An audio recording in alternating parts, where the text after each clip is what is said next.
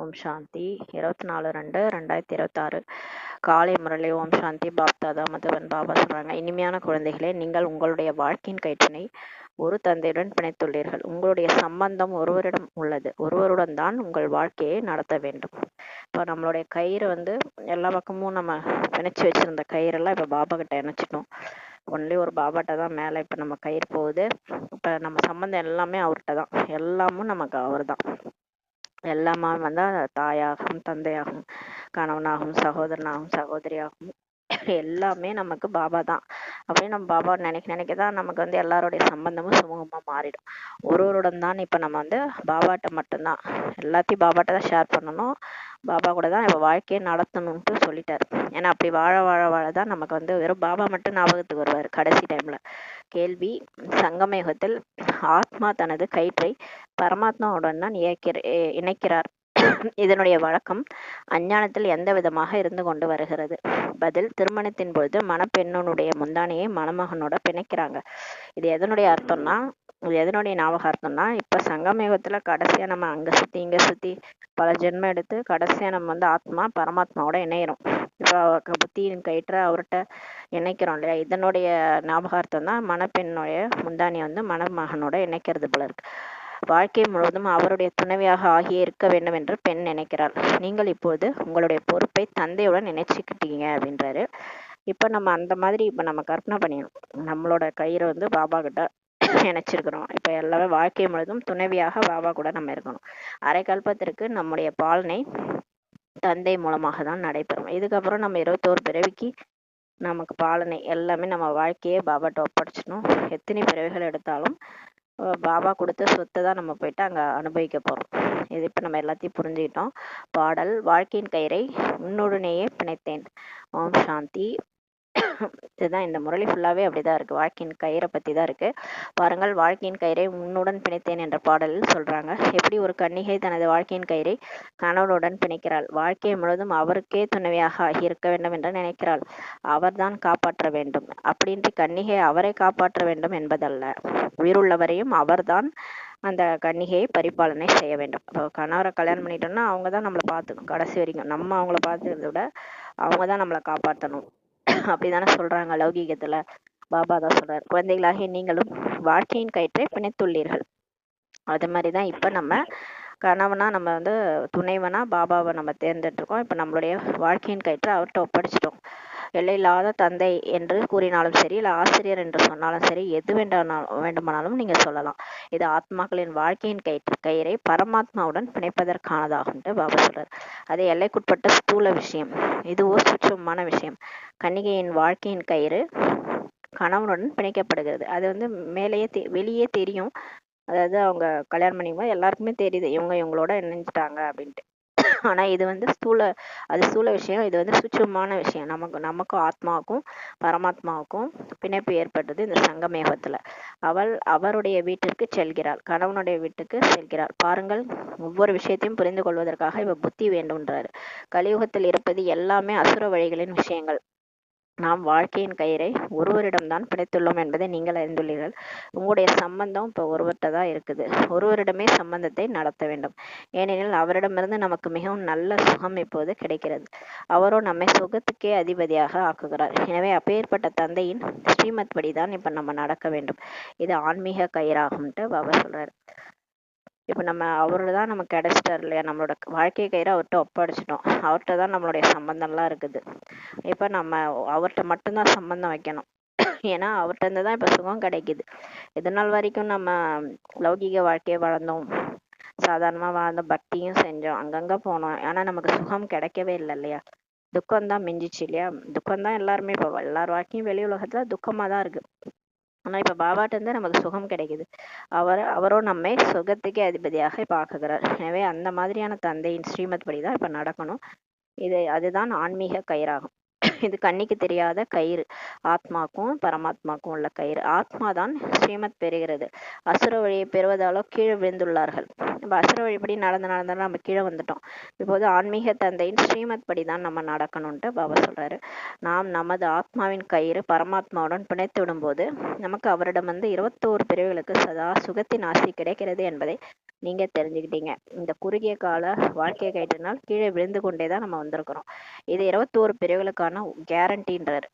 நம்ம கேரண்டி கொடுக்குறாரு. இப்ப நீங்க என்னுடைய வழிப்படி நடந்தீங்கன்னா, என்னோட உங்களோட புத்தி கயிறை இணைச்சிங்கன்னா, நான் 21 பிறவிக்கு உங்களுக்கு கேரண்டி கொடுக்குறேன். உங்களுடைய வருவாய் எவ்வளவு வலிமையுடையது, இதில் கவனக்குறைவாக பெருக்கக்கூடாது. மாயை நிறைய தவறுகளை செய்ய வைக்கிறது. இந்த லட்சுமி நாராயணர் அவசியம் யாரோ ஒருவரிடம் வாழ்க்கை கயிறை பிணைத்திருக்க வேண்டும். இந்த லட்சுமி நாராயணர் அவங்க செல்வந்தரா இருக்கிறாங்கன்னா, அவங்க சங்கமேகத்துல அவங்க யார்கிட்டயோ வாழ்க்கை கயிறை ஒப்படைச்சிருக்காங்க. அதனாலதான் 21 பிறவிகளின் ஆஸ்தி லட்சுமி நாராயணனுக்கு கிடைச்சிருக்குதுன்ட்டு சொல்றாரு. ஆத்மாக்களாகிய உங்களுடைய வாழ்க்கை கயிறு கல்பமாக பரமாத்மாவுடன் தான் பிணைக்கப்படுகிறது. அவற்றுக்கோ கணக்கே இல்லைன்றாரு. நாம் சிவபகவானுடையவராக இப்ப ஆகியுள்ளோம். அவருடன் வாழ்க்கையை பிணைத்துள்ளோம் என்பது இப்ப புத்தியில் பதிகிறது. ஒவ்வொரு விஷயத்தையும் தந்தை தான் நமக்கு புரிய வைக்கிறார். முந்தைய கல்பத்திலும் நாம் பிணைந்திருந்தோம் என்பதை நீங்கள் அறிந்துள்ளீர்கள். இப்போது சிவ ஜெயந்தி கொண்டாடுறாங்க. ஆனா யாருடைய பிறந்த நாளை கொண்டாடுறோன்ட்டு கூட யாருக்கும் தெரியாது. பதித பாவனரான சிவபாபா அவசியம் சங்கமத்தில் தானே வருவாரு. இதை நீங்க தெரிஞ்சுக்கிட்டு இருக்கீங்க. ஆனா உலகருக்கு யாருக்குமே தெரியாது.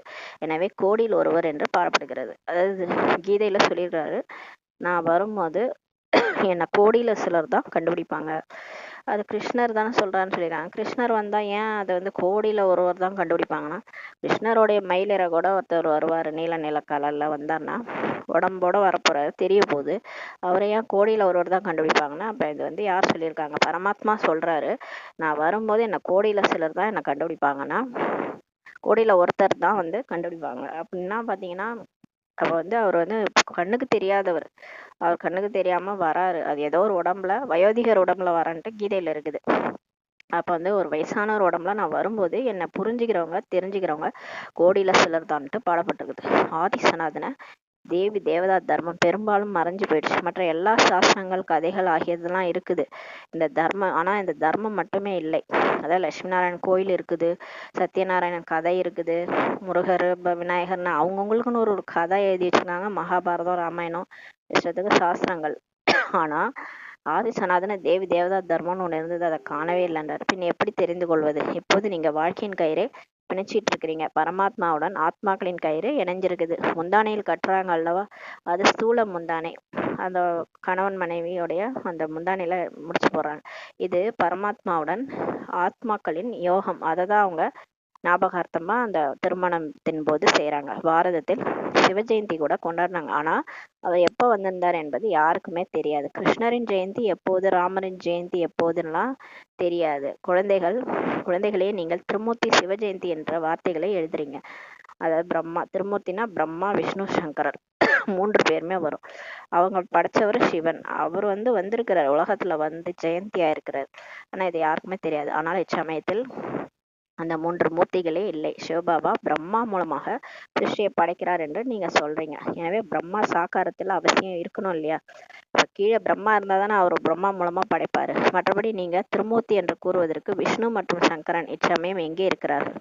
திருமூர்த்தி சிவன்ட்டு நீங்க எழுதுறீங்க, ஆனா பிரம்மா மூலமா படைப்பு நடக்குது. ஆனா விஷ்ணு இங்க இல்ல. விஷ்ணு சொர்க்கத்துல இருப்பாங்க. சங்கரன் அந்த மாதிரி ஒரு கேரக்டரே இல்லை.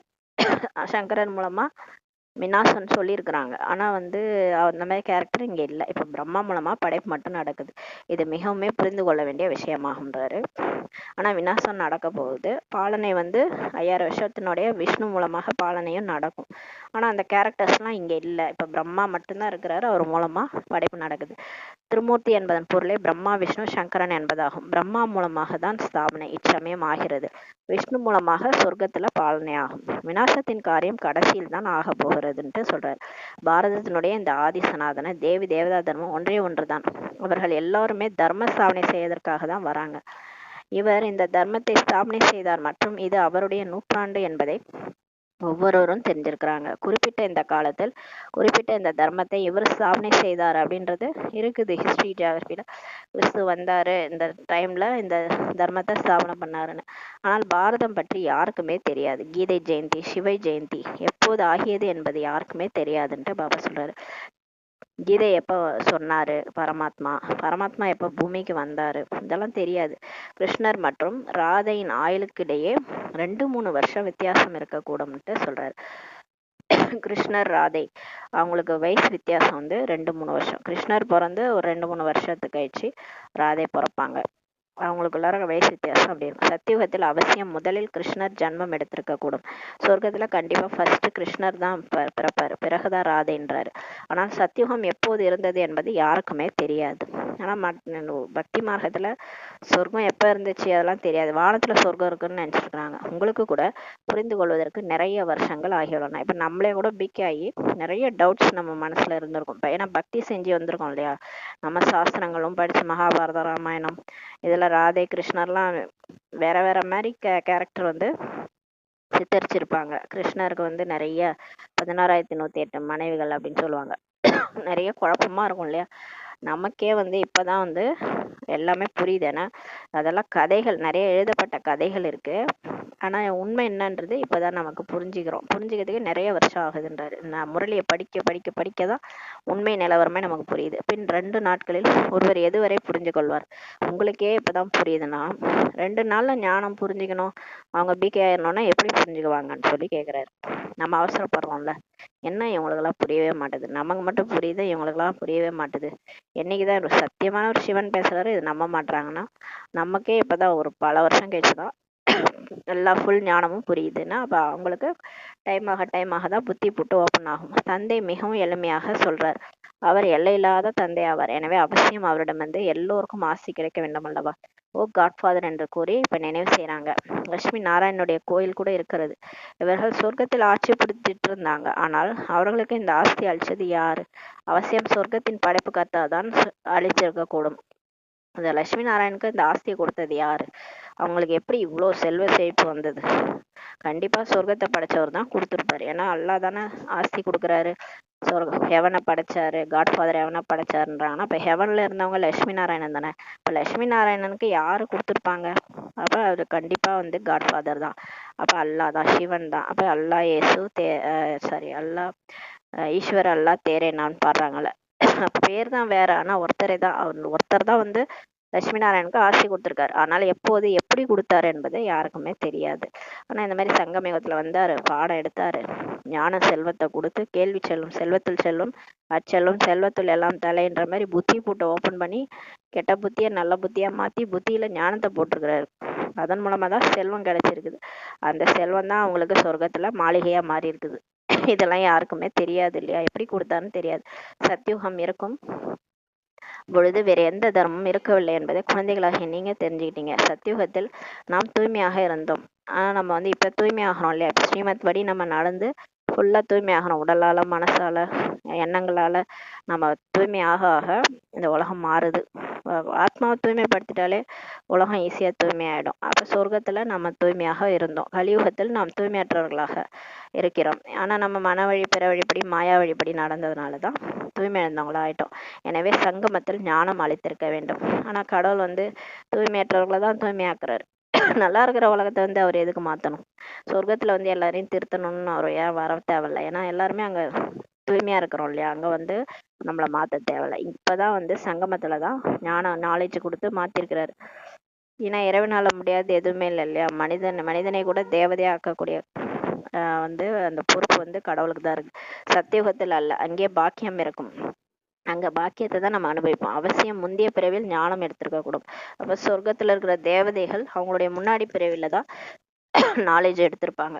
நீங்கள் கூட இப்போதே எடுத்து கொண்டு இருக்கிறீங்க. அப்ப சொல்ல வராரு, நம்ம தான் தேவதையாக வரோம், நம்ம தான் இப்ப ஞானத்தை எடுத்துட்டு இருக்கிறோம். ஆதி சனாதன தேவி தேவதா தர்மத்தின் ஸ்தாபனை தந்தை தான் செய்வார் என்பதை நீங்க தெரிஞ்சுக்கிட்டீங்க. கிருஷ்ணரோ சத்தியுகத்துல இருந்தாரு. அவருக்கு இந்த பாக்கியம் எங்க இருந்து கிடைச்சது? அப்ப அவரும் சங்கமயுகத்துல கிளாஸ் கவனிச்சு முரளியை படிச்சு மற்றவங்களுக்கு சொல்லியிருப்பாரு. நல்ல ராஜ யோகம் வந்து பயின்றிருப்பாரு. அதனாலதான் அவருக்கு அந்த பாக்கியம் கிடைச்சிருக்கு. மாயாவை வென்றிருப்பாரு கிருஷ்ணர். 5 தலை நாகத்து மேல டான்ஸ் ஆடுறான்னா 5 விகாரத்தை வென்றிருக்கிறாரு. லட்சுமி நாராயணன் தான் ராதே கிருஷ்ணராக இருந்தாங்க என்பது யாருக்குமே தெரியாது. பக்தி மார்க்கத்துல நம்ம ராதே கிருஷ்ணர் தனியா கோயில் இருக்கு, அப்புறம் லட்சுமி நாராயணுக்கு தனியா கோயில். ஆனா அதே ராதே கிருஷ்ணர் தான் லட்சுமி நாராயணன் ஆனாங்கன்றது நமக்கு தெரியாது. சின்ன குழந்தை பருவத்துல அவங்க ராதே கிருஷ்ணர், பெருசாகி கல்யாணம் ஆன பிறகு அதே அவங்க சேம் ஆளு தான் லட்சுமி நாராயணனா மாறுறாங்க. யார் முந்தைய கல்பத்தில் புரிஞ்சிட்டாங்களோ அவங்க தான் வந்து இங்க புரிஞ்சுக்குவாங்கன்ற பாபா சொல்றாரு. இது நாற்று இப்ப நடப்படுகிறது. விதை நட்டா முளைக்கும் இல்லையா, அந்த மாதிரி விதை போடுறாரு. நாத்து கொஞ்சம் கொஞ்சமா நடப்பட்டு இருக்குது. மிகவே இனிமையான செடியின் நாற்று நடப்படுகிறது. இன்றிலிருந்து 5000 வருஷங்களுக்கு முன்பேயும் தந்தை தான் வந்து மனுஷனை தேவதையாக ஆக்கியிருந்தார் என்பதை நீங்கள் அறிந்துள்ளீர்கள். இப்போது நீங்கள் டிரான்ஸ்ஃபர் ஆகி கொண்டிருக்கிறீங்க. இப்ப நம்ம கம்பளி பூச்சியிலேருந்து பட்டாம்பூச்சியா மாறிட்டு இருக்கோம். முதலில் பிராமணர் நம்ம ஆகணும், அப்பதான் நம்ம போயிட்டு தேவதையாக முடியும். குட்டி கர்ணம் போடும்போது அவசியம் குடுமி உச்சிக்கு வரும்ல, குட்டி கர்ணம் போடும்போது பாருங்க தலை காலுன்னு மாறி மாறி வரலாம். அந்த மாதிரி இப்ப பிராமண உச்சி குடுமையா நம்ம ஆயிருக்கிறோம். உண்மையில் நாம் இப்போது பிராமணராகி இருக்கிறோம். உச்சி மேல வரும், அதுக்கப்புறம் கால் வரும்ல, அந்த மாதிரி யஜ்ஞத்திலோ அவசியம் பிராமணர்கள் வேண்டும் இல்லையா. பிராமணர் தான் யஜ்யத்தை படைக்கணும். இது சிவன் அல்லது ருத்ரன் வேள்வி ஆகும்ன்ற ருத்ர யஜ்யம் என்றே கூறப்படுகிறது. இப்ப சிவனே வந்து பிரம்மா உடல்ல நுழைஞ்சு வேள்வியை எழுப்புறாரு. அதுல ஆத்மாக்கள் எல்லாம் நம்மளுடைய உடல் மனம் பொருள் எல்லாத்தையும் இந்த ஞான வேள்வியில போடும்போது இந்த கருப்பு குதிரையா நம்ம உள்ள போக வெள்ளை குதிரையா நம்ம ஃபரிஸ்தாவா வெளியே வரும்.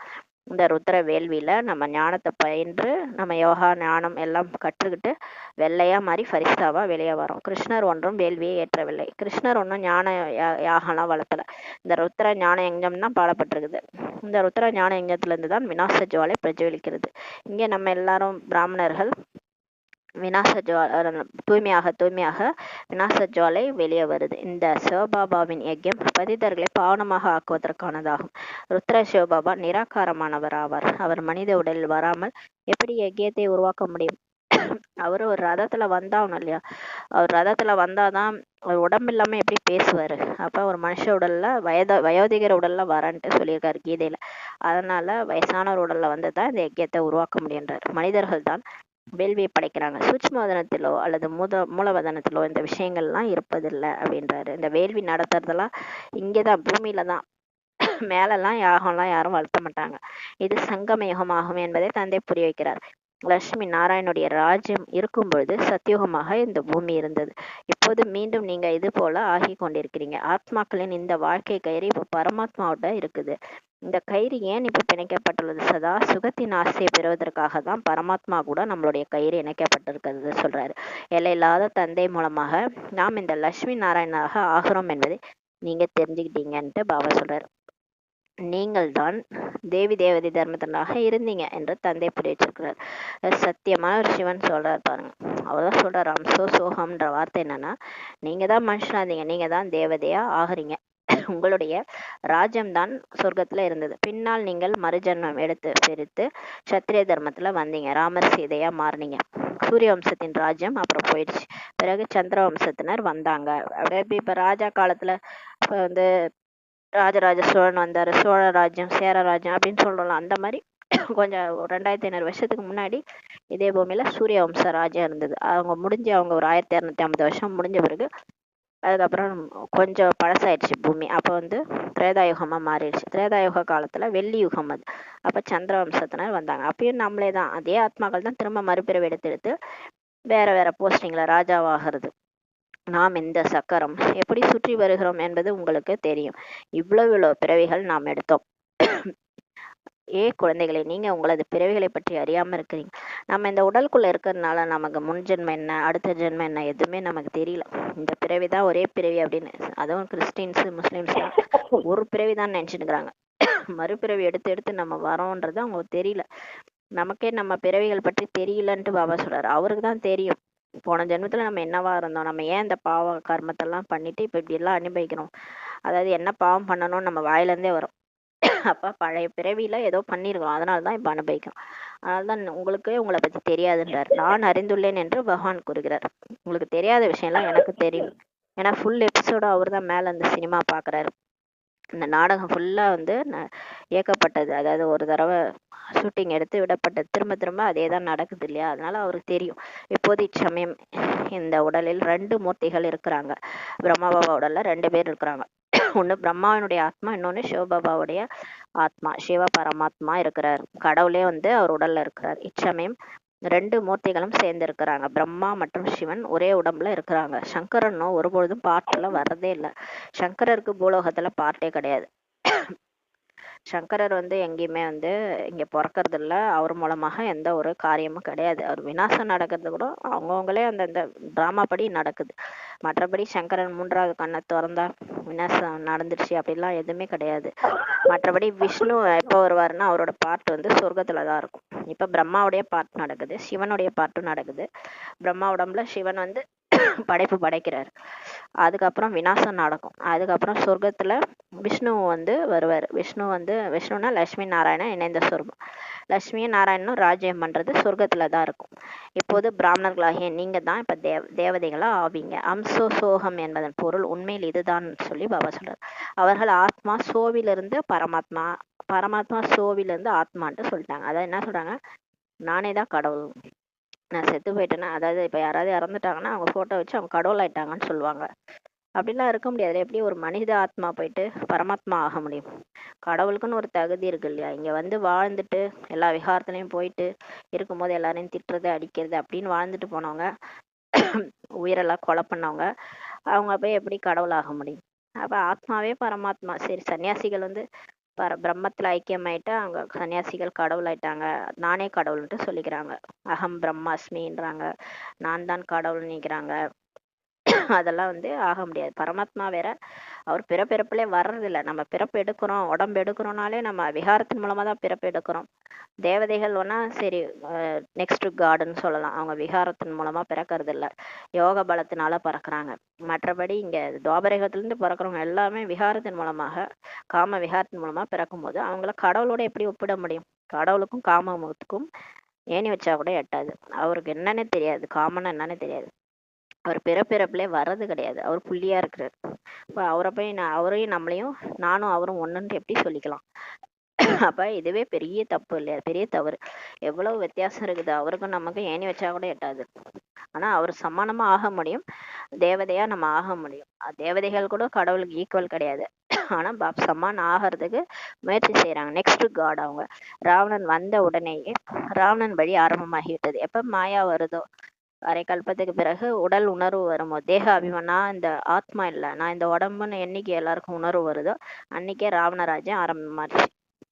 அப்ப உடல் உணர்வு வரும்போது உடனே ராவணனோட வழி ஸ்டார்ட் ஆயிடுது. அதுக்கப்புறம் பாருங்க, உடல் உணர்வுல எல்லாமே மாறிடும். எப்படி பார்வை மூலமாக தான் உலகம்னு சொல்லுவாங்க, திருஷ்டி மூலமா சிருஷ்டின்ட்டு. பார்வையே மாறி போகுது. எல்லாரையும் பாக்குறது ஆத்மாவா பார்த்த வரைக்கும் சொர்க்கமா இருந்துச்சு. எல்லாரையும் பாக்குறது உடம்பா பார்த்தோன்னே நரகமா மாறி போச்சு. அப்போ உடம்பா பார்த்தோன்னே என்ன ஆயிடும்? அந்த உடம்பையே பாக்குறது. அப்புறம் உடம்புக்கு இதை சாப்பாடு செய்யலாம், அதை செய்யலாம், அதை கொள்ளலாம், அதை கொண்டு சாப்பிடலாம், இதை கொண்டு சாப்பிடலான்ட்டு இப்படி அப்படியே மன வழி பிற வழியில போயிட்டு நம்ம என்ன ஆயிட்டோம்? அப்படியே நம்ம சிக்கிட்டோம், மாயா வழியில சிக்கிட்டோம். மத்தவங்க சொல்றதை கேட்கறது, நம்ம மனம் போன போக்குல போறது. இப்படிதான் ராவணனோட வழி ஸ்டார்ட் ஆயிடுச்சு. இப்படிதான் நம்ம நிறைய பாவங்களை செஞ்சிட்டோம். ஸ்ரீமத் வழிபடி நடக்கும்போது நம்ம தேவதையா இருந்தோம், ஆத்மா உணர்வுல இருந்தோம். ஆனா எப்ப நம்ம அரை கல்பம் கழிச்சு தேக உணர்வு வந்தோமோ அப்போதான் நமக்கு மன்மத் பரமத் ஸ்டார்ட் ஆயிடுச்சு. சத்தியுகத்திலோ இந்த ஞானமே மறைஞ்சு போயிடும். சொர்க்கத்துல இந்த ஞானமே இருக்காது. இவை நடப்பது எல்லாமே டிராமாவில் அமைந்துள்ளது அல்லவான்னு சொல்றாரு. அப்ப தேவதையா இருக்கும் போது நம்ம வந்து இறங்குவோம், நம்ம மனுஷன் ஆயிடுவோம், அதெல்லாம் யாருக்குமே தெரியாது. இப்ப எல்லாமே டிராமால பதிவாயிருக்கின்றார். அப்போது தானே தந்தை வந்து ஸ்தாபனை செய்ய முடியும்ட்டு பாபா சொல்றாரு. அப்ப இப்ப நமக்கு மறந்தா தானே அப்ப திரும்பவும் பாபா வருவாரு, வந்து நமக்கு திரும்ப ஞானத்தை சொல்லுவாரு, திரும்ப நமக்கு ஆத்ம உணர்வை கொண்டு வருவாரு. நம்ம மறக்கலன்னா அப்புறம் வந்து அப்படியே நமக்கு பதிவாயிருக்கும். ஆத்மாவில பதிவாயிருந்ததுன்னா தேவதைகளுக்கும் ஞானம் தெரிஞ்சதுன்னா அவங்களுக்கு என்ன ஆயிடும்னா, அவங்க நிம்மதியா கூட ராஜ்யம் பண்ண முடியாது. ஐயோ நம்ம இறங்குவோம், மறுபிறவி எடுத்தோன்னா நம்ம மனுஷன் ஆயிடுவோம்னு கவலை வந்துடும். இப்போது இருப்பது சங்கமம். நான் கல்பமாக கல்பத்தின் சங்கமயுகத்தில் வந்துதான் உங்களை மனுஷன்ல இருந்து தேவதையாக்குறேன்ட்டு பாபா சொல்றார். ஞான யக்கியத்தை படைக்கிறேன் மற்றும் எதெல்லாம் உள்ளதோ அவை அனைத்தும் இந்த யக்கியத்தில் சுவாகா ஆக வேண்டி இருக்குதுன்ட்டு பாபா சொல்றாரு. இப்போ பாபா நம்மளை மனுஷன்லேருந்தே தேவதையாக்க தான் இந்த ஞான யஜ்யத்தை படைக்கிறாரு. இப்போ மீதி எல்லாம் இருக்கு, என்னென்னலாம் நம்மள்ட்ட இருக்குதோ உலகத்துல என்னென்ன இருக்கோ அது எல்லாமே இப்போ யஜ்யத்துல சுவாக ஆக போகுது. இந்த விநாச ஜுவாலை இந்த யஜ்யத்திலேருந்து பிரஜ்வலிக்கிறது. பரீத உலகமும் விநாசமாக வேண்டியே உள்ளதுன்ட்டு பாபா சொல்றாரு. இப்போ அழிக்கணும் என்ன பண்ணுவாரு, எல்லாம் திருந்த மாட்டாங்க. இப்போ சிலர் கேட்டு திருந்துறாங்க. இப்போ பிகே ஆகிறோம், நம்மளாம் திருந்துறோம். திருந்தாதவங்கள பாபா என்ன செய்வார், ஒன்றும் பண்ண முடியாது. அப்போ அழிச்சிடாரு. முழு உலகத்தும் விநாசம் ஆயிடுது. அவர் அழிக்கல, ஆனா அவங்களே மனுஷங்க அவங்களே அவங்க தலையில மண்ணவாரி போட்டுக்கிற மாதிரி அவங்களே அழிச்சுக்கிறாங்க. இல்லை என்றால் பாவன உலகம் எப்படி ஆகும்? நீ பதித பாவனரே பாருங்கள் என்று நீங்க சொல்லவும் செய்றீங்க. எனவே பதித உலகம் பாவன உலகம் சேர்ந்திருக்குமா என்ன? அப்ப நம்ம சொல்றோம் எங்களை தூய்மையாக்கி வேற இடத்துக்கு கூட்டு போன்ட்டு. அப்புறம் இந்த உலகமும் இருக்கணும் அந்த உலகமும் இருக்கணும், அது என்ன ரெண்டுமே இருக்குமா? கொடுக்கும் ஆசை மீசிக்க ஆசைன்ற மாதிரி. இங்க நான் சாவும் கூடாது ஆனா நான் சொர்க்கத்துக்கும் போகணும், அதெல்லாம் என்ன அது? அந்த மாதிரி இருக்க முடியுமான்றது.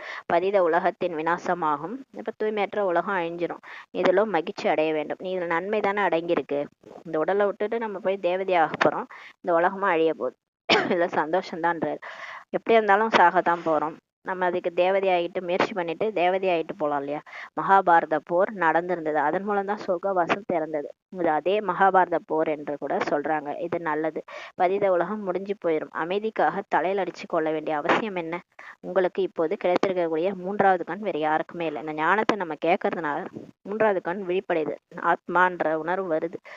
இது யாருக்குமே கிடைக்கல. நாம் எல்லையில்லாத தந்தையிடமிருந்து மீண்டும் ஆசையை பெற்றுக்கொண்டிருக்கணும் என்ற குழந்தைகளுக்கு குஷி வரணுன்றார் பாபா. நாம் அநேக முறை உங்களிடம்தான் ஆசையை பெற்றிருந்தோம். ராவணன் பிறகு சாபம் கொடுத்தான். இந்த விஷயங்களை நினைவு செய்வது கூட சுலபம்ட்டு பாபா சொல்றார். இதெல்லாம் நீங்க எதுவுமே நினைக்க வரல அப்படின்னா, நான் வந்து நிறைய தடவை பாபாட்ட ஆஸ்தி எடுத்தேன், பிறகு திரும்ப 2500 வருஷம் கழிச்சு எனக்கு மாயா சாபம் விட்டுருச்சு. இந்த விஷயங்கள்லாம் கூட நினைவு செய்யறது ஈஸின்றார். மற்றது அனைத்தும் கட்டுக்கதைகளாகும். உங்களை இவ்வளவு பணக்காரராக செல்வந்தராக ஆக்கினேன், பின் ஏன் நீங்க இப்படி ஏழை ஆனீங்கன்னு கேக்குறாரு. எவ்வளோ கொடுத்துருந்தேன். அது ஒரு அப்பா கேட்பாருல்ல, என்னடா அது எல்லாத்தையும் அழிச்சிட்டு வந்து நிக்கிறேன்ற மாதிரி. எவ்வளவு செல்வந்தரா ஆக்கியிருந்தேன். தங்க மாளிகை வைர வைடூரியங்கள்லாம், அதை எப்படி ட்ரெஸ்ஸே வந்து எல்லாமே தங்க உடைகள் மாதிரி, அந்த மாதிரியான எல்லாமே அப்படிதான் இருந்தது. உலகம் ஃபுல்லாவே தங்க மாளிகை வைர வைடூரியங்கள்லாம் நிரம்பி இருக்கும். ரோட்லயே கொட்டி கிடக்கும், மண்ணே வந்து தங்கமா தான் இருக்கும். அப்ப அந்த மாதிரி உலகத்துல வாழ்ந்தீங்கல்ல, இப்ப ஏன் இப்படி இருக்கிறீங்கன்னு கேக்குறாரு.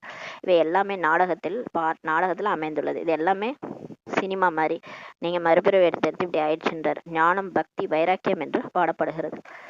ஞானம் கிடைக்குது, ஞானம் முடிஞ்ச பிறகு பக்தி ஆரம்பிக்குது, கடவுளை தேட ஆரம்பிக்கிறோம். பக்தி செஞ்சு செஞ்சு பக்தி மேல வைராக்கியம் வருது. அப்புறம்தான் திரும்ப ஞானம் பிறக்குது. ஞானம் கிடைக்கும் போதுதான் பக்தி மீது வைராக்கியம் ஏற்படும். இப்ப நீங்க ஞானம் இப்ப பாபாட்ட இருந்து ஞானம் கேட்க கேட்க கேட்க உங்களுக்கு பக்தி தானா போயிடும். இது நாள் வரைக்கும் நம்மளுடைய சம்ஸ்காரம் பக்தி சம்ஸ்காரமா தான் இருந்திருக்கும். ஆனா நம்ம ஞானம் கேட்க கேட்க கேட்க முரளியை நம்ம வந்து நடைமுறையில கொண்டு வர பக்தி தானா விடுபட்டு போயிடும். உங்களுக்கு ஞானம் கிடைத்தது, அதனால் பக்தி மீது இப்போது வைராக்கியம் ஏற்பட்டதுன்றாரு. அதனாலதான் பக்தியை விட்டுட்டீங்க. நீங்க அந்த மூட நம்பிக்கையில நிறைய இருந்தோம்ல முன்னாடி, அது எல்லாமே இப்ப நம்ம விடுபட்டுட்டோம். உங்களுக்கு ஞானம் கிடைத்தது, அதனால் இப்போது வைராக்கியம் வந்து விட்டது. பக்தி மீது முழு பழைய உலகத்தின் மீதும் இப்ப வைராக்கியம் வந்துருச்சு. இது சுடுகாடு ஆகும். ஞானத்தின் மூலமாக புரிஞ்சுக்கிட்டோம், இது வந்து 5000 வருஷம் சக்கரம் முடிய போகுது, அப்ப எல்லாமே அழிய போகுது மாதிரி இதுல மனசு நம்ம ஏன் வைக்கணும்? இருக்கிற வரைக்கும் நம்ம சந்தோஷமா வாழணும். அவர் என்ன சொல்றாரு, இருக்கிற வரைக்கும் எல்லாத்தையும் அனுபவிங்க, காசு இருந்தா வீடு கட்டுங்க, எல்லாத்தையும் அனுபவிங்க. ஆனா அது மேல பற்று வைக்காம, அதாவது ஒரு ட்ரஸ்டி மாதிரி, ஒரு கெஸ்ட் மாதிரி, உலகத்துக்கு ஒரு கெஸ்ட் மாதிரி நம்ம வந்திருக்கிறோம். இருக்கிற வரைக்கும் எல்லாத்தையும் அனுபவிப்போம், யூஸ் பண்ணுவோம், போகும்போது போயிட்டே இருப்போம். இப்போ ஒரு இடத்துக்கு போறோம், ஒருத்தவங்க வீட்டுக்கு கெஸ்ட் மாதிரி போறோம்னா அங்க இருக்கிற விஷயங்கள் நம்ம சொந்தம் கொண்டாடுவோமா? எல்லாத்தையும் யூஸ் பண்ணுவோம், சோப்பு பாத்ரூம் எல்லாத்தையும் எடுத்து யூஸ் பண்ணுவோம். ஆனா வந்து அது நிரந்தரம் இல்லை இல்லையா? நம்ம வந்துருவோம், ஒரு 3 நாள் தங்க போவோம், அதுக்கப்புறம் அவங்க வீட்டுல சாப்பிடுவோம், போவோம், எல்லாத்தையும் எடுத்து யூஸ் பண்ணுவோம். அப்புறம் என்ன பண்ணுவோம், அதோட நம்ம வந்துருவோம். அந்த வீடு நம்மளுதுன்னு நினைச்சுக்குவோமா? இல்லை அந்த சோப்பு எண்ணிது, அந்த பேஸ்ட் எண்ணிதுன்ட்டு நம்ம போய் சொந்தம் கொண்டாடுவோமா? எதுவுமே எண்ணிது கிடையாது இல்லையா? ஜஸ்ட் கொஞ்ச நாளைக்கு இருந்தேன், அவ்வளவுதான், வந்துட்டேன். அந்த மாதிரிதான் இப்ப இந்த உலகம். கொஞ்ச நாளைக்கு இருக்கிற வரைக்கும் எல்லாத்தையும் யூஸ் பண்ணுவேன், எல்லாத்தையும் கெஸ்ட் மாதிரி. நான் ஒரு விருந்தாளி, அதை கூட ஒரு சொமான் தான். நான் மேல இருந்து வந்திருக்கிற விருந்தாளி. இங்க எல்லாத்தையும் யூஸ் பண்ணுவேன், எதுவும் என்னது கிடையாது. ஈஸ்வரன் கொடுத்தாரு, வாழற வரைக்கும் வாழுன்னு கொடுத்தாரு, அதனால அனுபவி ராஜான்னு அனுபவிச்சுட்டு இருக்கிறேன். ஆண்டவன் கொடுத்தான் அப்படின்ற ஒரு பாட்டு இருக்கு இல்லையா? அனுபவி ராஜான்னு அனுப்பி வச்சான்ற மாதிரி நான் வந்து இப்போ அனுபவிச்சுட்டு இருக்கிறேன். எல்லாத்தையும் 84 பிறகு எனக்கு படி அளந்துட்டாரு. எல்லாத்தையும் நான் அனுபவிக்கிறேன். வான்னு சொன்னார்னா போயிடுவேன். ஏன்னா அவர் கொடுத்தாரு. சரி, கொடுத்த ஒரு இதுக்கு நம்ம அனுபவிச்சோம். திரும்ப வந்து வான்னு கூப்பிட்றாருன்னா கிளம்ப வேண்டியதுதான். அப்புறம் நான் வந்து இங்கே தான் இருப்பேன்னா இது என்ன, இது மடத்தனமா இருக்குது. ஒரு சினிமாவில் நடிக்க போயிட்டு அந்த சினிமாவில் போட்டிருந்த ட்ரெஸ்ஸை நான் தரமாட்டேன் அப்படின்னு நம்ம சொல்ல முடியுமா? ஒரு கேரக்டர் வந்து ப்ளே பண்ணிட்டு இருக்கிறோம். அந்த கேரக்டரை விடமாட்டான்னு சொன்னா அது எவ்வளோ இதாக இருக்கணும். ஐயோ, இந்த நான் திரும்ப இதே தான் நடிச்சுட்டே இருப்பேன், நான் வீட்டுக்கே போக மாட்டேன் அப்படின்னா ஒரு ஆக்டர் என்னன்னு நினைப்பாங்கன்னா, இவர் ஊன்றி போய் நடிக்கிறாரு இந்த சினிமாவில் அப்படின்னு நினச்சிப்பாங்களே. அந்த மாதிரி நம்ம அதை தான் இப்போ பண்ணிட்டு இருக்கிறோம். ஊன்றி போய் நடிச்சிருக்கிறோம். இதுதான் என் வாழ்க்கை, இதுதான் அப்படியே பர்மனெண்ட் அப்படின்னு நினச்சிக்கணும். எதுவுமே பர்மனெண்ட் கிடையாது இல்லையா? டக்கு டக்குன்னு அதான் எல்லாமே அச்சானக் அச்சானக்குன்னு பாபா வந்து எல்லாம் உடம்பு விட்டு போயிட்டே இருப்பாங்க. அதனால தான் இப்போ நம்ம புத்தி எடுக்க சொல்றாரு. 84 பிறவிகளின் சக்கரத்தை சுற்றி வந்தீங்க, இப்போது வீட்டு செல்ல வேண்டும்ன்றாரு.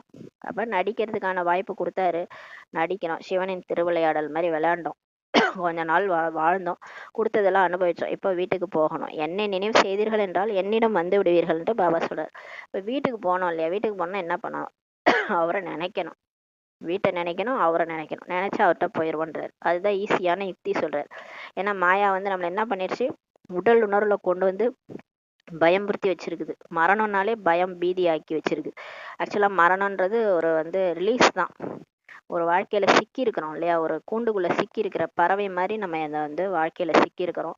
இந்த உடம்புக்குள்ள சிக்கி இருக்கிற ஆத்மா அந்த கூண்டை விட்டு அந்த பறவை பறந்து போகுது பாருங்க, அதுதான் மரணம். அந்த மரணம்ன்றது இந்த ஆத்மாவினுடைய ரிலீஸ். அது ஃப்ரீ ஆகுதுன்னு அர்த்தம். அதை போய் மாயா நம்மள பயம்புறுத்தி வச்சு, ஐயோ மரணம் மரணம் மரணம்ன்றது நமக்கு இந்த கணக்கு வழக்கு கர்ம கர்ம கணக்குகள் வந்து ரிலீஸ் ஆகிறோம்னு அர்த்தம். சந்தோஷப்படணும். நிறைய பேர் சாகிறதுக்கே சந்தோஷப்படுவாங்க. எப்படா என்ன விடுங்க, இந்த உடம்ப விட்டு நான் போறேன்ட்டு. விக்ரமங்கள் கூட பாவங்கள் கூட பாபா நினைச்சோன்னா விநாசம் ஆகிரும். வேற எந்த வழியும் கிடையாது. வேற பாபா சொல்றாரு, பாபா எனக்கு வேற மாதிரி ஏதாவது வழி சொல்லுங்கன்னா கிடையாது, என்னை நினைச்சிங்கனாலே போதும், நீங்க வேற எந்த வழியும் கிடையாது. அதான் சொன்னார்ல, தூக்கு மாட்டிட்டு தொங்குறேன்னா அதெல்லாம் நீ தொங்காத, நீ வந்து என்னை நினை போதும் அப்படின்றாரு. நினைவு என்ற தூக்கில் தொங்குன்றாரு. நீ தூக்குல தொங்கணுமா தொங்கு, ஆனா எந்த தூக்குன்னா நினைவு என்ற தூக்குல. பாபா நினைக்கிறேன் அதுவே தூக்கு கயிறுன்றாரு. அப்படி நினைச்சு நினைச்சு நினைச்சு நீ வந்து பாவம் அழிஞ்சிட்டுன்னா தானே நீ உடம்பு விட்டு வந்துருவேன்றாரு. வேற எந்த வழியும் கிடையாது. யோக அக்னி மூலமாக பாவங்கள் சாம்பலாகும். இப்ப பாபா நினைக்க நினைக்க ஒரு அக்னி நெருப்பு மாதிரி கிளம்புது. அதுல ஆத்மா வந்து தூய்மை ஆகுது. ஆத்மால இருக்கிற பாவம் வந்து பொசுங்குது. கண்ணுக்கு தெரியாம இதெல்லாம் நடக்குது. எப்படி கடவுள் கண்ணுக்கு தெரிய மாட்டாரு, ஆத்மா கண்ணுக்கு தெரியாது, அது மாதிரி ஆத்மால இருக்கிற பாவம் வந்து பாபா நினைக்க நினைக்க போகுது. அமிர்த வேலையில ஏஞ்சி அவரை நினைக்க நினைக்க நமக்கு பாவம் போகுது, பொசுங்குது. அதனால நம்ம அனுபவிக்கிறதெல்லாம் கம்மியாகுது. கங்கையில் ஸ்நானம் செய்வதால் அல்ல. கங்கையில போய் குளிச்சுட்டாலாம் நம்ம அனுபவிக்கிறது எங்கேயாவது முடியுதா? நிறைய பேர் காசி ராமேஸ்வரம் போயிட்டு வராங்க, வந்து கூட அவ்வளோ கஷ்டம் துன்பம் துக்கம்.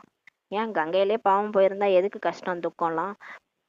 போலையே. பாவம் போயிருந்தா சந்தோஷமா எல்லாம் வாழ்ந்திருப்பாங்க. போயிட்டு வந்தவங்களாம் துக்கம் தான் இருந்துச்சு. பக்தி பண்ண பண்ண அதிக துக்கம் தான்.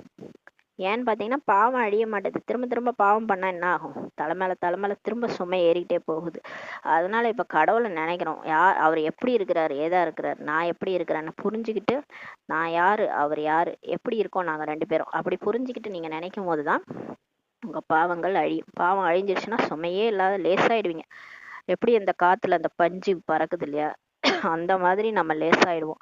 ஆத்மா லேசாகி நம்ம பாபா நினைக்க ஆரம்பிக்க நம்ம ரொம்ப டிட்டாச் ஆயிட்டு உடம்புல இருந்து லேசான தன்மை வந்துடும். ஃபரிஸ்தா மாதிரி ஆயிடும். அதுதான் ஃபைனல் ஸ்டேஜ். ஃபரிஸ்தா ஆயிட்டீங்கனாலே நீங்க ரெடியா இருக்கீங்கன்னு அர்த்தம். எங்க போறதுக்கு? சொர்க்கலோகத்துக்கு போறதுக்கு, தேவதை ஆகிறதுக்கு. மாயை உங்களை மூர்க்கராக ஆக்கி விட்டுறது. ஏப்ரல் ஃபுல் ஆக்கி வச்சிருக்கு. முட்டாள். ஏப்ரல் ஃபுல்னா என்னது? முட்டாள். முட்டாள் சொல்லுவாங்களா என்ன? 1ஆம் தேதி எதையாவது ஏமாந்துட்டியா முட்டாள்னு சொல்லுவாங்க. இந்த மாயா வந்து நம்மளை ஏமாத்தி வச்சிருக்குது. 2500 வருஷமா இந்த உடல் தான் நானு, கூட இருக்கிறவங்க தான் பர்மனன்ட். இது மாதிரி எத்தனை பிறவில நினைச்சிருக்கிறோம். அப்புறம் செத்து போன பிறகு ஏமாந்து போய் ஐயோ அது ஒரு டிராமாவா, நடிப்பா, இது தெரியாம நான் இவ்வளோ தப்பு பண்ணிட்டேனே அப்படின்ட்டு உட்காந்துட்டு அதுக்கப்புறம் தான் போயிட்டு கர்ப்ப சிறையில போயிட்டு அந்த குழந்தை அழுவுது. ஐயோ என்னை விட்டுரு கடவுளே, திரும்ப ஒரு பிறவியா, திரும்ப நான் கஷ்டப்படணுமா, இந்த பிறவி பிணியில இருந்து என்னை நீக்கு அப்படின்ட்டு கடவுளை கூப்பிடுது ஆத்மா. கஷ்டம் வரும்போதுதான் கூப்பிடுது. அப்ப எவ்வளவு முட்டாள் ஆக்கி, ஏப்ரல் ஃபுல் ஆக்கி அந்த மாயில இருந்து வெளியே வாங்கன்றார். நம்ம இந்த உடல் என்ற மாயில சிக்கிட்டு இருக்கிறோம். அந்த மாயில இருந்து வெளியே வாங்க. உடல் அபிமானத்தை விடுங்க. ஏன்னா ராவணனை வந்து அழிக்கிறதுக்கு ராமருக்கு எந்த உபாயமும் தெரியல. ஒரு தலையா எடுத்தாரு. காமத்தை விட்டுறான், கோபத்தை விட்டுறான்னா மாயா போயிடுமா? ஒன்னொன்னா அடுத்த தலை வந்து ஒட்டிக்குது, பற்றுல மாட்டிக்கிட்டு. அப்ப திரும்ப எல்லாம் வந்துடுது. 10 தலையும் ஒட்டிக்குது. ராமர் வந்து அம்பு விடுறாரு, ஒரு தலையா போகுது. இந்தாண்ட பக்கம் எல்லா தலையும் வந்து திரும்ப ஒட்டிக்குது. அவனை சாவடிக்கவே முடியல. 10 தலை ராவணனை அழிக்கவே முடியல. அப்புறமா ஃபைனலா என்ன பண்ணாரு, வயிற்றுல விட்டார் அம்ப, நாபியில விட்டார்.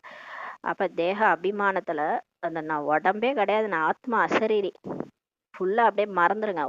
உடம்புன்னும் போதுதான் எல்லாமே ஞாபகத்து வருது, பற்று வருது. ஃபர்ஸ்ட் உடம்புலதான் வரும். நம்ம யாரும் இல்லைன்னா கூட இருப்போம். ஆனா நம்ம உடம்புல ஏதாவது ஒரு பிரச்சனைனா நமக்கு அதுவே பெரிய மாயா. ஏன்னா அந்த உடல் அபிமானம், நான் தான் இந்த உடம்புன்னு நினைச்சுக்கிறோம்ல, அதுதான் பெரிய மாயா. அதனாலதான் அதுல டெஸ்ட் பேப்பர் கொடுக்குறாரு. இவங்க எப்படி ரியாக்ட் பண்றாங்க பார்க்கலான்ட்டு உடம்புல பிரச்சனையை கொடுத்து அந்த டெஸ்ட் பேப்பர், அது வந்து ஒரு டெஸ்ட் பேப்பர்னே நமக்கு தெரியாது. நம்ம கத்தின்னு இருப்போம், கதறின்னு இருப்போம், கோவப்படுவோம், அழுவோம், எல்லாமே பண்ணுவோம். எதனாலனா தேக அபிமானத்தினால பண்ணுவோம். அந்த டைம்ல பாபாவை நினைக்கிறோம். பாபா நினைச்சோன்னா அந்த நம்ம கஷ்டத்தை அனுபவிக்கிறேன்னு தெரியாம அப்படியே ஊசியில அவன் முள்ளு மாறி, அதாவது பெரிய ஈட்டி மாதிரி வர பிரச்சனைகள் கூட முள்ளு மாதிரி அனுபவமாகும். அந்த நோயே பெரிய நோயா இருந்தா கூட அது என்ன ஆயிடும், நமக்கு முள்ளு மாதிரி அதாவது ஈட்டி மாதிரி இருக்கிற பிரச்சனை கூட முள்ளு மாதிரி அனுபவமாகும். ஈஸியா பாபா வந்து நமக்கு இது பண்றோம். நம்ம அம்மா அனுபவிச்சதெல்லாம் விட நம்ம பெருசா இப்ப நோயெல்லாம் அனுபவிக்கிறோம். அவங்க உடம்பு ஃபுல்லா கேன்சர் ஆகி ஃபுல்லா பரவிடுச்சு. கடைசி நேரத்துல அவங்களால சுத்தமா முடியல.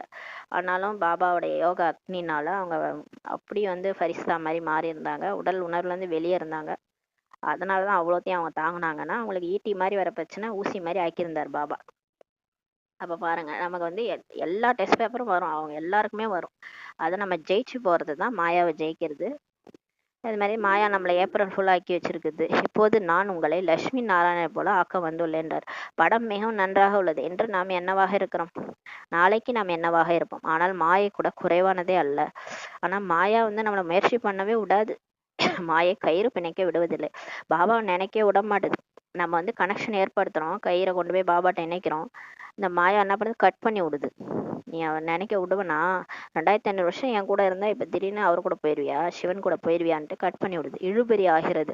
கொஞ்சம் கொஞ்சம் நம்ம எவ்வளவுதான் முயற்சி பண்ணணும்னு நினைச்சாலும் இழுத்தடிக்குது. நல்ல நல்ல குழந்தைகளை கூட முயற்சி பண்ண விடாம தடுக்குது மாயா. நாம் பாபாவை நினைவு செய்கிறோம், பின் என்ன ஆகிறது என்றே தெரிவதில்லைன்ட்டு நிறைய குழந்தைகள் சொல்றாங்க.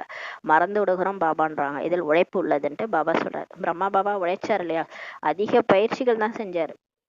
ஏன்னா புத்தி அங்கேயும் ஓடும். புத்தி வந்து என்ன சொல்றது, சாத்தானின் கூடன்னுவாங்களே, சும்மா இருக்கிறவங்களுடைய மனசு வந்து சாத்தானின் கூடம். அது எங்கெங்க எதையாவது யோசிச்சு வச்சுட்டு உட்காந்துருக்கும். அதனாலதான் பாபா ட்ரில் பண்ண வச்சாரு, எக்ஸசைஸ் பண்ண வச்சாரு. எப்படி உடம்புக்கு வந்து எக்ஸசைஸ் பண்றோம் இல்லையா, அப்ப உடம்பு நல்லா இருக்கு இல்லையா, அந்த மாதிரி மனசுக்கு எக்ஸசைஸ் பண்ணணும். மனசுக்கு எக்ஸசைஸ் பண்ணும்போது தான், மனதிற்கான ட்ரில் பண்ணும்போது தான் மனசு ஆரோக்கியமா இருக்கும். அதனாலதான் பாபா ட்ரில் கொடுக்குறாரு. இப்ப வந்து சோகமா இருக்கிறோம், ரொம்ப கவலையா இருக்கிறோம், ஏதோ வீட்டுல ஒரு மரணம் நிகழுதுன்னா அதனால நம்ம கவலையாயிரோம்னா உடனே நீங்க எக்ஸசைஸ் அடிக்கடி பண்ணணும். அப்ப என்ன பண்ணணும், மனதிற்கான ட்ரில் செய்யணும். அப்பதான் சக்தி வரும். பாபா ஒரு செகண்ட் பறந்தாம போயிடணும், பாபா நினைவுல இருக்கணும். உடனே பாபாவுடைய சக்தி நமக்கு வரும். இந்த மாதிரி அடிக்கடி நம்ம உடல் உணர்வுல இருந்து வெளியே போய் அசரீரி ஆகி பயிற்சி பண்ண பண்ண பண்ணதான் மாற முடியும். அப்படிதான் பிரம்மா பாபா நிறைய உழைப்பு பண்ணார். எனவே பாரதத்தினுடைய பழமையான யோகம் பிரசித்தமானது. அவர்களுக்கு ஆஸ்தி யார் அளித்தது என்பதை யாருமே புரிந்து கொள்வதில்லை. குழந்தைகளே, நான் உங்களுக்கு மீண்டும் இப்ப ஆஸ்தி அளிக்க வந்துள்ளேன் என்றுதான் பாபா சொல்றார். இது தந்தையினுடைய காரியமாகும். இவர் பாபா வந்து நமக்கு சொர்க்க ஆஸ்தி கொடுக்குறாருல, இது அவருடைய காரியம். கடவுள் கொடுப்பதை யாராலையும் தடுக்க முடியாதுன்னு சொல்லுவாங்கல்ல, அது மாதிரி நீங்க போய் சொர்க்கத்துல ராணியா உட்கார போறீங்க, அதை யாராலையும் தடுக்க முடியாதுன்றாரு. இது கடவுளுடைய காரியம், இதை மனுஷனால தடுக்க முடியாது. இச்சமயம் எல்லோருமே நரகவாசி ஆவார்கள்.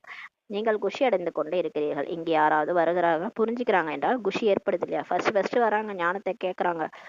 ஐயோ ஆத்மாவா நானு, அப்ப இதெல்லாம் சும்மா நாடகமா அப்படின்ட்டு அவ்வளோ குஷி. ஃபர்ஸ்ட் கேட்டவனே ஞானத்தை அவ்வளோ குஷி. ஒரு 5000 வருஷம் சக்கரம் தானா, அதில் எல்லாமே புரிஞ்சு போச்சுன்னு நினச்சிக்கோங்களேன். அவங்க அவ்வளோ சந்தோஷப்படுவாங்க. ஐயோ நான் இவ்வளோ கஷ்டப்பட்டேனே, இப்போ எல்லாத்துலேருந்து நான் வெளியே வந்துட்டேன்ட்டு. உண்மையில் சரியான விஷயமாகும் என்று 84 பிறவிகளின் கணக்கு கூட உங்களுக்கு இருக்குதுன்றாரு சொல்றாங்க அவங்க. அவங்க சொல்லுவாங்க, இதெல்லாம் உண்மையில் சரியான விஷயம்தான், இந்த இவங்க சொல்றது எல்லாமே உண்மையான விஷயம்ட்டு சந்தோஷப்படுவாங்க. 84 பிறவி கணக்கு கூட எல்லாருக்கும் இருக்குதுன்றாரு. தந்தையிடமிருந்து இப்ப ஆஸ்தி பெற வேண்டும். அரை கல்பம் பக்தி செஞ்சு செஞ்சு நீங்க களைச்சு போயிட்டீங்கன்ட்டு பாபா தெரிஞ்சிருக்கிறாரு. நம்ம ரொம்ப களைச்சிட்டோம்ல, நம்ம துக்கமும் அடைஞ்சோம், நம்ம அவரை தேடி தேடி அலைஞ்சோம். நிறைய கதைகள் இருக்குல்ல, அந்த கடவுளை தேடி கைலாயம் போனாங்க, அங்க அங்க அலைஞ்சாங்கன்ற பக்தியில கதைகள் இருக்கு. அதெல்லாம் நம்மளாதான் இருக்கும். அந்த மாதிரி பக்தி பண்ணி பண்ணி நம்ம களைச்சிட்டோன்ட்டு பாபா சொல்றாரு. கோயில்கள்லாம் கட்டணும், நிறைய கோயில். ராஜராஜ சோழன் பாருங்க, பெரிய லிங்கம் அமைச்சு கோயில் கட்டினாரு. அவரும் ஒரு பிகேவா தான் இருப்பாரு. அப்ப எவ்வளவு கஷ்டப்பட்டிருக்கோம் பாருங்க. 63 பிறவிகளான பாவ கர்மங்களும் இருக்குது, கூடவே பக்தியும் நிறைய செஞ்சிருக்கோம். இனிமையான குழந்தைகளே, தந்தை உங்களுடைய எல்லா கடமையும் பண்ணிக்கி எடுக்கிறார். நீங்க பாபா பார்த்தாரு, இந்த குழந்தைகள் பாவம் என்னை தேடி தேடி அலைஞ்சாங்க. இப்போ என்னை அடைஞ்ச உடனே ஒரு பார்வையில திருஷ்டி கொடுக்குறாரு. பாபா மீட்ல போனா தாதி மூலமா அவர் கொடுக்குற ஒரு பார்வையிலே அவ்வளோ நம்மளுடைய பாவம் அழிஞ்சு போயிடும். நம்ம எல்லாம் உண்மையா அந்த அந்த அன்போட அப்பா வந்துட்டாருன்ட்டு அப்படின்னு நம்ம வந்து பார்க்கும்போது அந்த டைம் வைப்ரேஷன் வந்து மதுபன்ல நமக்கு வந்து நம்ம ஆத்மால இருக்கிற பாவம் ஃபுல்லா அழிஞ்சிரும். அப்ப ஆத்மான்னு புரிஞ்சு அவரை நினைக்கும் போது நம்ம ஆத்மால இருக்க பாவம் அழிஞ்சிரும். ஒரு வருஷத்துக்கான சக்தி நமக்கு பாபா மீட்ல கிடைக்கும். பாபா பார்க்கும்போது நமக்கு அந்த ஒரு வருஷத்துக்கான அவ்வளோ சக்திகள்னு பாபா கொடுப்பாரு. நம்ம இங்க வந்து எவ்வளவுதான் தலைக்கீழா தொங்கின யோகா பண்ணாலும் அந்த அளவுக்கு யோகா நம்ம இங்க பண்ண முடியாது. மதுபன்ல பண்ற யோகாவை இங்க நம்ம என்னதான் வீட்டுல உட்காந்து முங்கி முங்கி அடிச்சு பண்ணாலும் பண்ண முடியாது. ஏன்னா இங்க தமோ பிரதானமான உலகத்துல, தமோ பிரதானமான வாயுமண்டலத்துல நம்மளால உட்காந்து யோகாவே பண்ண முடியாது. காலையில அமிர்த வேலையே அந்த சரியா இல்லை. இதே நீங்க அமிர்த வேலை மதுபன்ல அப்படி இருக்கும். மதுபன்ல பாத்தீங்கன்னா எழுந்திருக்காதவங்க கூட எழுந்துச்சு போய் யோகா பண்ணுவாங்க. ஏன்னா அந்த அளவுக்கு அங்க வைப்ரேஷன் இருக்கும். நம்ம பண்ணும்போது நமக்கே தெரியும் நமக்குள்ளார சக்தி இறங்குறது. அவ்வளோ சக்திகள் அங்க இறங்கும். அந்த மாதிரி நம்ம ஒரு வருஷத்தினுடைய யோகாவை நம்ம அங்கேயே ஒரு வாரத்திலே பண்ணிட்டு வந்துடும். இப்போது பக்தியின் இருண்ட மார்க்கம் முடிவடைகிறதுன்றாரு. இப்போ பக்தி முடிவடை போகுது. பக்திக்கு எண்டு போட போறாரு. ஞானத்துக்கு ஓப்பனிங் செரமனி நடக்க போகுது. இந்த துக்கதம் எங்கே, இந்த அந்த சுகதம் எங்கே, இந்த துக்கம் சொர்க்கம் எங்க நரகம் எங்கன்றார். நான் துக்கதாமத்தை சொர்க்கமாக ஆக்குவதற்காக கல்பத்தின் சங்கமத்துல தான் வரேன். தந்தையின் அறிமுகத்தை எல்லாருக்கும் கொடுக்கணும். தந்தை எல்லையில்லாத ஆஸ்தி கொடுப்பவர் அவர். ஒரே ஒருவருடைய மகிமை தான் ஆகும். சிவபாபா இல்லை என்றால் உங்களை யார் தூய்மையாக ஆக்குவாங்க? இப்ப கடவுளும் பிறப்பிறப்புல வந்துட்டாருன்னா நம்ம அவரும் மாட்டிக்கிட்டாருன்னா என்ன பண்றது? சில பேர் சொல்லுவாங்க கடவுள் வந்து பிறக்கணும், என்ன மாதிரி கஷ்டப்படணும். உங்களை மாதிரி கஷ்டப்பட்ட அப்புறம் உங்களை யார் தான் காப்பாத்துறது? அவர் வந்ததுனால தான் நம்ம இப்ப தப்பிக்கிறோம் நாடகத்துல இருந்து. அவர் வந்து சொல்றதுனால தான் அந்த சக்கர வியூகத்துல இருந்து அபிமன்யு மாட்டிக்கிட்ட மாதிரி மாட்டிக்காம அர்ஜுனன் மாதிரி வெளியே வர ரகசியத்தை சொல்றாரு. இல்லைன்னா நம்ம சக்கர வியூகம் பிறப்பு இறப்பு பிறப்பு இறப்புன்னு செத்து செத்து பிறந்துருக்கும். அந்த மாயாட்டம் மாட்டிக்கிட்டு திரும்ப திரும்ப அதே தான் 5 விகாரத்துல மாட்டிக்கின்னு ஆத்மால சுத்தமா சக்தி இழந்துட்டு இருக்கும். அதனாலதான் அமாவாசைக்கு முதல் நாள் சிவராத்திரி. ஆத்மா ஃபுல் பேட்டரி லோ ஆகிறதுக்கு முன்னாடி அமாவாசை ஆகிறதுக்குள்ளார வந்துடுறாரு. பேட்டரி லோ ஆகிறதுக்கு முன்னாடியே சிவன் வந்து ஜெயந்தி ஆயிடுறாரு, வந்து நம்மளை வந்து காப்பாத்துறாரு. அமாவாசை ஆகிறதுக்கு முன்னாடி இப்போ கொஞ்சமாவது சக்தி இருக்குல்ல ஆத்மால, அப்பயே வந்து ஞானத்தை சொல்லி சொல்லி இப்போ பேட்டரியை ரீசார்ஜ் பண்றாரு. நாடகத்தில் முழுவதும் பொருந்தி இருக்கு. இது எல்லாமே டிராமால இருக்கு. பத்தித்த பாவனரே வாங்க என்று கல்பகல்பமாக நீங்க தான் என்ன கூப்பிட்டீங்க. யார் கூப்பிட்டது? ஆத்மா தான் கூட்டுச்சு பரமாத்மாவை. நீ வந்து என்னை எங்கேயாவது கூட்டின்னு போயிட்டு பக்தியில சொல்லுவோம். நீ வந்தேன்னா கடவுளே நான் உடனே உன் கூட வந்துருவேன். நீ வந்து இப்பயே வந்துடுறேன், இங்க இருக்கிறவங்களாம் விட்டுட்டு நான் வந்துருவேன். இப்படிதான் நம்ம வந்து பக்தியில சொல்லியிருப்போம். ஏன்னா அவ்வளோ தீவிர பக்தி.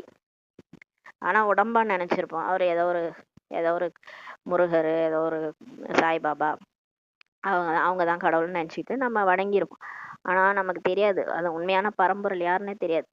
ஆனா அவரு தான் வந்து காட்சி கொடுக்குறாரு. ஆனா காட்சி வந்து அந்த ட்ரெஸ் போட்டு காட்சி கொடுக்குறாரு. மற்றபடி சிவன் தான் அந்த பரம்பொருள். அவர் தான் அந்த தேவதைகளை படைக்கிறாரு அப்படின்றது நமக்கு தெரியாது. தெரியாம நம்ம வந்து வணங்கியிருப்போம். ஆனா அப்பயே என்ன சொன்னோம்னா நீ வந்தீங்கன்னா நான் அவன் கூட வந்துருவேன் அப்படின்னு சொல்லியிருப்போம். ஆனா உண்மையில அவர் வந்துட்டாரு. இப்ப வந்து ஆனா அவருக்கு உடம்பு இல்லை, அவ்வளவுதான் வித்தியாசம். நம்ம நினைச்ச மாதிரி அவர் இல்லை, அவர் புள்ளியா இருக்கிறாரு. நம்மளும் ஏன்னா நம்ம எப்படியோ அப்படிதான் அவரு இருக்காரு. பிள்ளைங்க எப்படிதான் அப்படித்தானே அப்பா இருப்பாரு. அவரை வேற மாதிரி எதிர்பார்த்தா நம்ம உடம்புல வந்து புந்துக்கிட்டு அவரையும் உடம்பா எதிர்பார்த்தோன்னா அவரு எப்படி உடம்பா வருவாரு? நம்ம புள்ளி, அவரும் புள்ளி. இப்ப வந்துட்டாரு, வந்து கூப்பிடுறாரு. நம்ம போவோமா?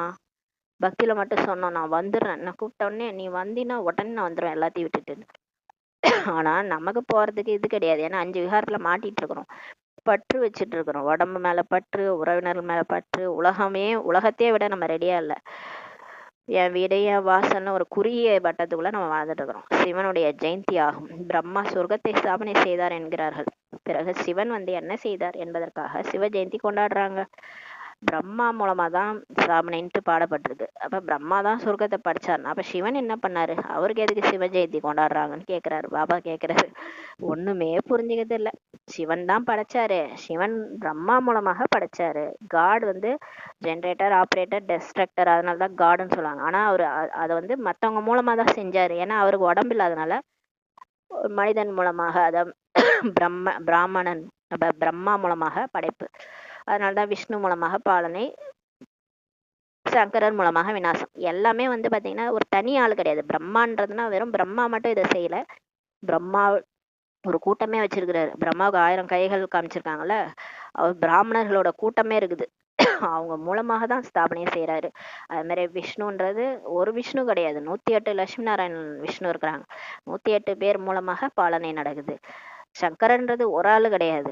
எல்லா உலகத்துல இருக்கிற எல்லா மூன்றாவது கண்ணு திறக்குது. மூன்றாவது கண்ணுன்றது எல்லா ஆத்மாக்களும் விழிப்படையும் போதுதான், நான் ஒரு ஆத்மான்னு புரிஞ்சுக்கும் போதுதான் விநாசம் நடக்குது.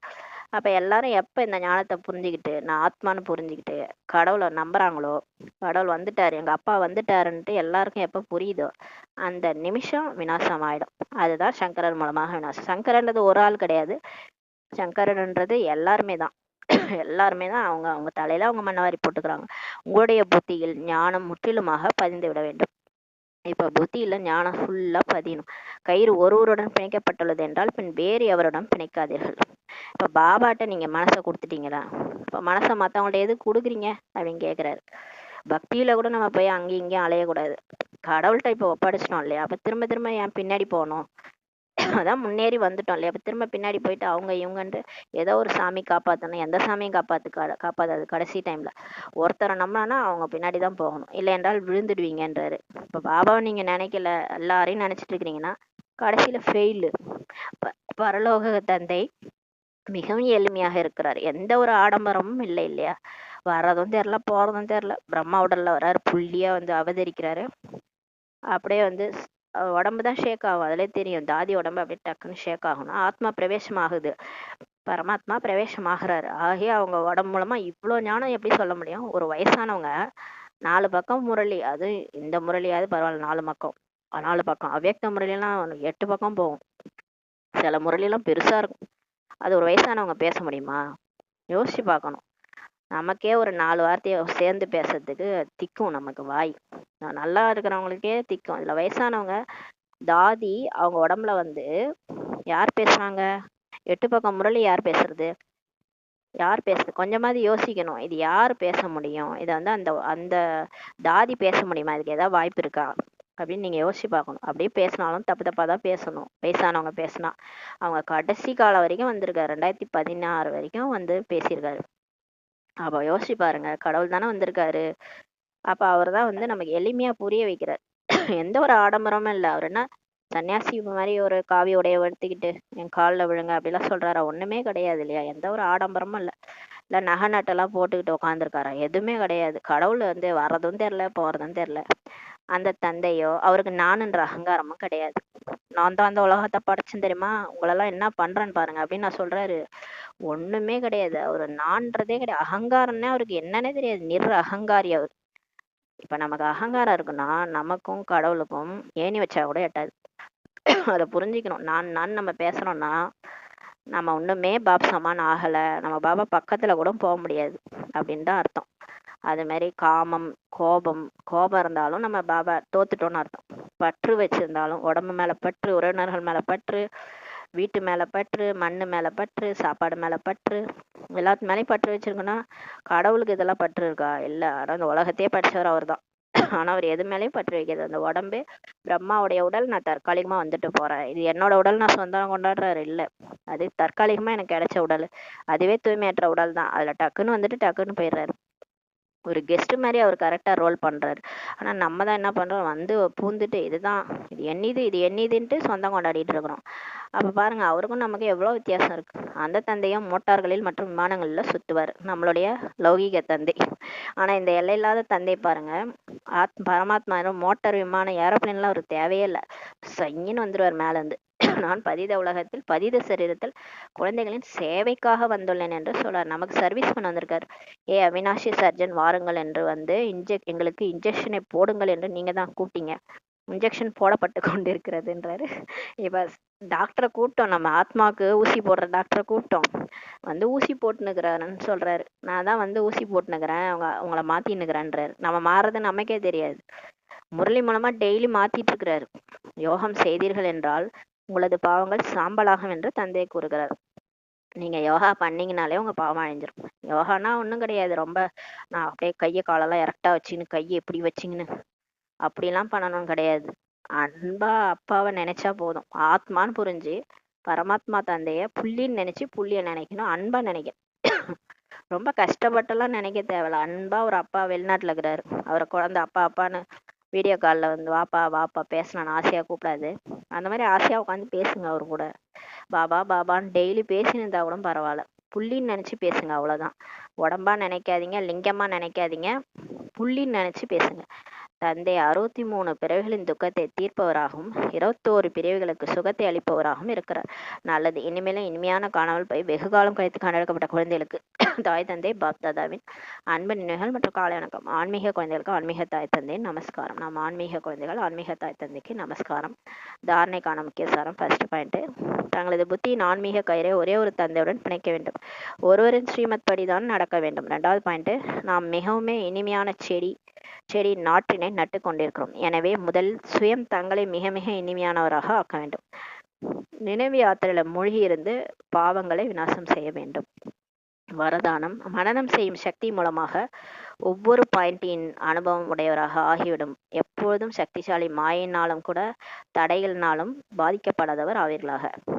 எப்ப நம்ம மாயாவோட தடையிலிருந்து பாதிக்கப்பட மாட்டோம்னா, இந்த பாயிண்ட், இந்த டெய்லி இந்த முரளி நம்ம படிக்கிறோம்ல, அந்த பாயிண்ட் ஒன்னொன்னுத்தையும் சிந்தனை பண்ணணும். சிந்தனை பண்ணி அந்த ஆத்மால சக்தி அதிகமா ஆகும் போதுதான் நம்ம மாயாட்டந்து தப்பிக்க முடியும்.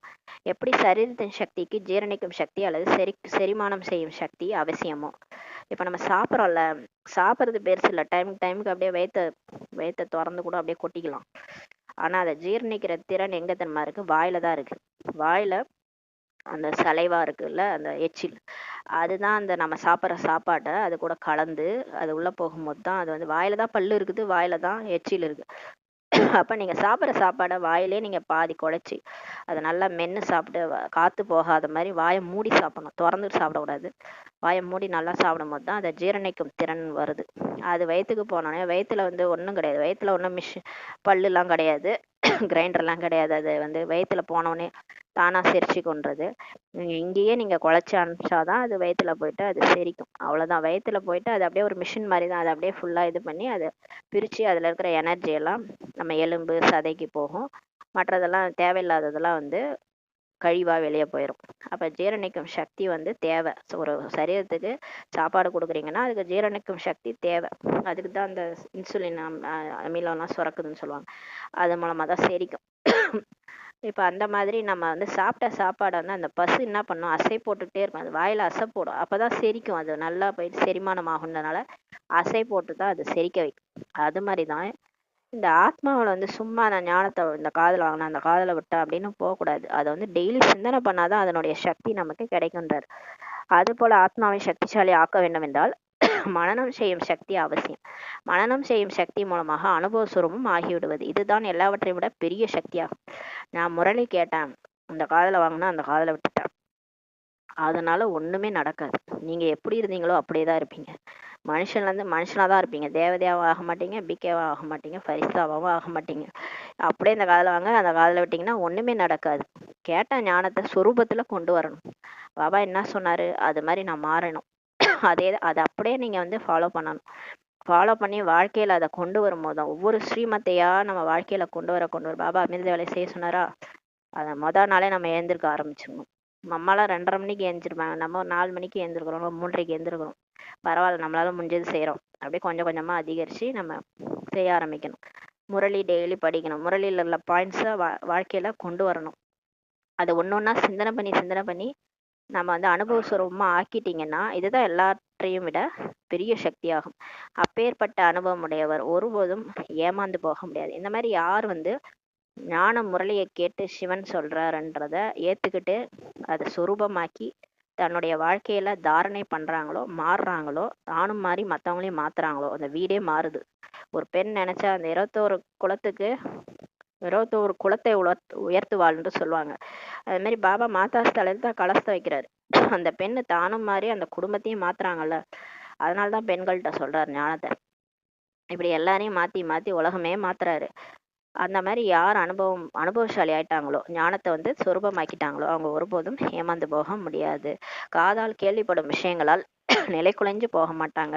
அவங்க அந்த மாதிரி இருக்கிறவங்க கேள்விப்பட்ட விஷயங்கள்லாம் அதுக்கெல்லாம் வந்து கவலைப்பட்டுட்டு இருக்க மாட்டாங்க. 4 பேர் 4 விதமா சொல்லுவாங்க, அதெல்லாம் கேட்டு இவங்க நிலை குலைஞ்சு போக மாட்டாங்க. அவர்கள் எப்போதும் சக்திசாலியாக இருப்பாங்க. மாயா ப்ரூஃப், விக்ன ப்ரூஃப் ஆகி விடுகிறாங்க. அந்த மாதிரி யார் ஞானத்தை மனனம் பண்ணி சக்திசாலி ஆயிட்டாங்களோ, சுரூபமாயிட்டாங்களோ, அவங்க எப்பவுமே சக்திசாலியா இருப்பாங்க. மாயை வென்ற ஆத்மாவா, எந்த ஒரு மாயாவும் அவங்களுக்கு தாக்காது. ஏன்னா அவங்க போட்டிருக்க ட்ரெஸ்ஸு மாயா ப்ரூஃப் ட்ரெஸ், அந்த புல்லட் ப்ரூஃப் ட்ரெஸ்ன்னு சொல்லுவாங்களா, அந்த தோட்டா பாஞ்சா அந்த அந்த ட்ரெஸ் போட்டிருந்தா அந்த தோட்டா வந்து நம்ம உடம்ப தாக்காது. அந்த மாதிரி சக்திசாலியான ஆத்மா, மனனம் செய்யற ஆத்மா சிந்தனை பண்ணிட்டே இருப்பாங்க அந்த ஞானத்தை. நாள் முழுவதும் பாபா இதை சொன்னார்ல, இது நான் தான், பாபா தேவதைன்னு சொன்னார்ல, அது நான் தான், நான் போய் இப்படி ஆக போறேன், நான் இதை செய்ய போறேன், அதை செய்ய போறேன் அப்படின்னு அவங்க அதை சிந்தனை பண்ணிட்டே இருப்பாங்க. அப்ப பாபா சொல்றதெல்லாம், இப்ப நம்ம அப்சமான் ஆகணும்னா எதெல்லாம் விடணும், நான் காமத்தை விடணும், கோபத்தை விடணும், அதெல்லாம் நடைமுறையில அப்படியே கொண்டு வந்துருவாங்க. அவங்க அப்படியே மாறுவாங்க. மாறிட்டே வந்து அவர் சொல்றதை அப்படியே கேட்பாங்க. செய்ய மாட்டான்னு சொல்ல மாட்டாங்க, அவங்க என்னால முடியலன்னு சொல்ல மாட்டாங்க, அது எல்லாத்தையும் செய்வாங்க. செஞ்சுட்டு சக்திசாலியாகி மாயா ப்ரூஃப் ஆகுறதுனால அவங்க மாயா அவங்கள தாக்காது. அது மாதிரி தடைகளின் ப்ரூஃபாகவும் ஆயிடுவாங்க. தடைகளும் அவங்கள தாக்காது, ஏன்னா அவங்க தடைகள் ப்ரூஃப் ஆகிடுவாங்கன்றாரு ஸ்லோகன். குஷியின் கஜானா எப்பொழுதும் கூடவே இருந்தது என்றால் மற்ற எல்லா பொக்கிஷங்களும் இயல்பாகவே வந்துடும். பாருங்க, நீங்க வந்து மனசு வந்து பாத்தீங்கன்னா கவலையா இருந்துச்சுன்னு வச்சுக்கோங்களேன், உடம்பும் ஒத்துழைக்காது, உடம்புலயும் பிரச்சனை வந்துடும். ஏன்னா மனசு வந்து குஷி இல்லைன்னு அர்த்தம்.